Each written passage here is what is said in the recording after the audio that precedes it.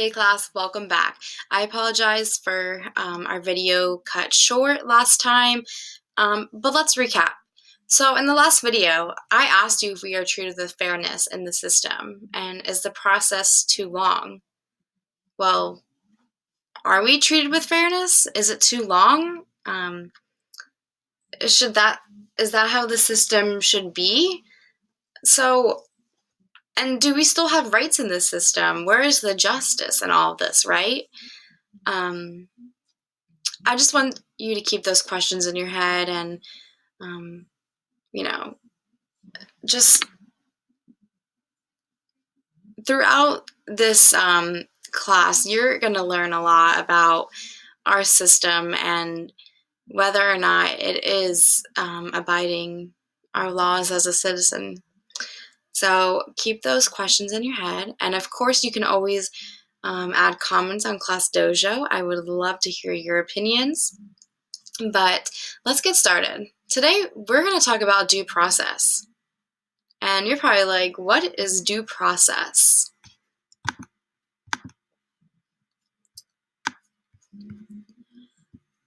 So, the U.S. Constitution requires that criminal justice case processing be conducted with fairness and equity. This requirement is referred to as due process. It means procedural fairness.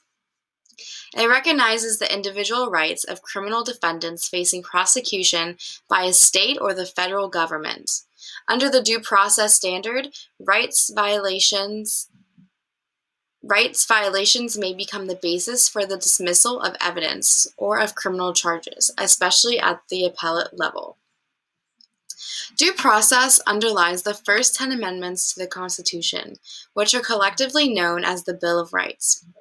It is specifically guaranteed by the 4th, the 5th, 6th, and 14th Amendments, and it concisely states in the 5th, which reads, "No person shall be deprived of life, liberty, or property without due process of law." The 14th Amendment makes due process binding on the states. It requires individual states to respect the due process rights of U.S. citizens who come under their jurisdiction. So, do you guys think that due process is being respected so far in our system from what I've already told you? Just keep thinking about that. But let's recap. We're going to watch this quick video. There are certain individual rights that are recognized as absolute when it comes to modern society. And yes, these rights unfortunately include tweeting that you had a Caesar salad for lunch. Freedom of speech, after all. But another fundamental right is the right to due process. You may be familiar with the term since it's an integral part of American judicial philosophy, not to mention the Bill of Rights. In fact, it's the Or because I just told you. But let's keep watching. only command in the Constitution stated twice. But what does it mean exactly?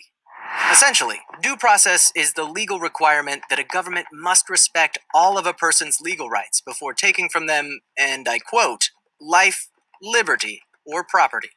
Specific elements of due process include the right to a notice of the charges against you, the opportunity to be heard, and the opportunity to defend yourself. When a system of law ignores any one of these steps before convicting someone, this constitutes a violation of due process and the rule of law. This is not a new idea, by the way.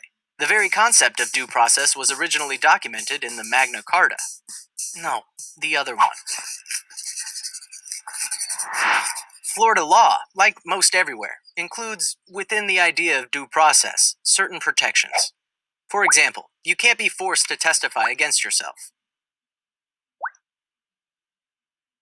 Due process also means no double jeopardy, which does not mean 2 doses of a TV trivia game show. It means being tried for the same offense twice. It must be remembered that due process only applies to the government, either state or federal, and not necessarily to, say, a private school disciplining a student. The one thing the idea of due process lacks is specifics. It doesn't really outline which exact processes are due. All right, guys, I hope you can finish watching, and I will see you next time.